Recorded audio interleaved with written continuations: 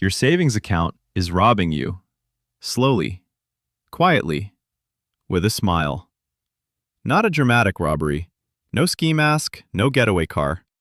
More like that friend who keeps borrowing 20 bucks and never pays you back. You don't even notice until it's been 10 years and you're somehow poorer. Here's the uncomfortable truth nobody puts on a motivational poster. Saving money is not a wealth strategy. It's a survival strategy. And there's a massive difference. Let me show you with real numbers. Say you save $10,000 today. You're proud, and you should be. You put it in a standard savings account paying 0.5% interest. After 1 year, you have $10,050. Feel rich yet? Meanwhile, inflation is running at about 3 to 4% annually. That means the actual purchasing power of your $10,000 just dropped by roughly $300 to $400. You gained $50 in interest, you lost $300 in value. You didn't save money, you just lost it more politely. That's inflation erosion. Your money sits still. The world gets more expensive. Your cash loses the race without even entering it. And here's where it gets wild.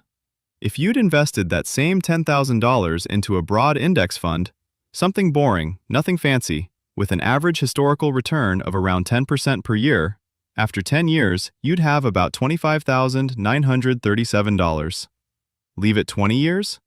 Nearly $67,000 from $10,000 that you didn't touch, that you didn't stress about. You just let it grow. But your savings account? After 20 years at 0.5%, you'd have $11,049. Meanwhile, inflation has chewed through roughly 60% of your original purchasing power. So you worked hard, you saved diligently, and you ended up with less than you started with in real terms. That's not pessimism. That's math. Brutal, indifferent math. Now, people will say, but savings is safe. And yes, for emergencies, for short-term goals, absolutely. Keep 3 to 6 months of expenses liquid. That's smart. That's not what we're talking about. We're talking about the people who stack cash for decades thinking they're building wealth. They're not building anything. They're building a very organized pile of sand at low tide. The real wealth game is asset ownership. Assets are things that work while you sleep. Stocks, real estate, businesses, index funds. These generate returns that compound, meaning your gains earn gains, which earn more gains. It's the financial version of gossip. It just keeps spreading. Here's a simple example. 2 people, both 25. Both earn the same income. Person A saves aggressively, $500 a month in a savings account. Person B invests $500 a month into a diversified portfolio averaging 8% annually. By age 55, that's 30 years, Person A has saved $180,000. Nominally. After inflation, more like $90,000 in real value. Person B? Around $680,000. Same monthly amount, different vehicle, completely different destination. The gap isn't discipline, it's direction. This is exactly what the team at Vantrell Wealth works on with people. Not just how to save, but how to position money so it builds momentum, instead of sitting still collecting dust and the occasional 0.5%. Because here's something most people don't realize. Wealthy people don't think about money as something to keep. They think about it as something to deploy. Like it's a worker. You don't hire a worker to sit in a room doing nothing. You put them to work. Cash hoarding feels safe because you can see it, touch it, check the app and feel something.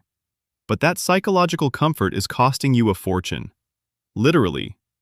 The people who built real wealth over the last 50 years weren't the ones with the biggest savings accounts. They owned things. Apple stock in 1990. Real estate before 2000. Index funds consistently for decades. Boring, patient, asset-owning behavior. And time did the heavy lifting. One last number before I let you go. Warren Buffett made 99% of his wealth after age 52. Not because he suddenly got smarter, because compound growth is exponential. It starts slow, almost insultingly slow, And then it accelerates in ways that feel almost illegal. Your savings account will never do that. It cannot. By design. So no, don't stop saving. Save your emergency fund. Save for your goals. But do not confuse saving with investing. Do not confuse preservation with growth. And please, do not spend 30 years building a fortress out of cash only to realize the walls have been quietly dissolving the entire time. Your future self is watching. Make the money work.